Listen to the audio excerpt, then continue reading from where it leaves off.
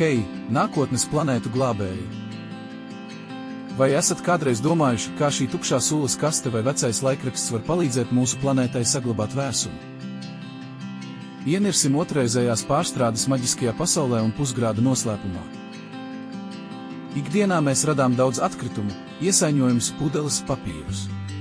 Un jaunu lietu izgatavošanai no nulles ir nepieciešams daudz enerģijas, un tās izdala siltumnīca efekta gāzes.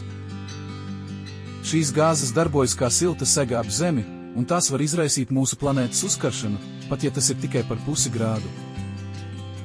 Un pat šis niecīgais pusgrāds var mainīt mūsu laika apstākļus, mūsu mežus un mūsu ledus polus.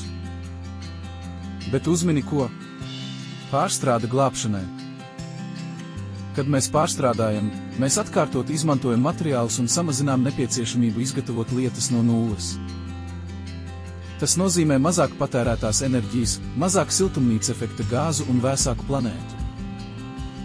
Katru reizi, kad iemetat pudeli atkritumu tvertnē vai atkārtot izmantojat vecu kasti kādam jautram projektam, jūs veicat supervaroņu gājienu mūsu planētas labā. Un, ja mēs visi pievienosimies otrreizējās pārstrādes grupai, mēs varam palēnināt šo pusgrāda pieaugumu un padarīt mūsu Zemi laimīgāku. Atcerieties, ka pat tādas nelielas darbības kā otrreizējā pārstrāde var radīt būtiskas izmaiņas. Sadarbosimies un uzturēsim savu planētu vēsu.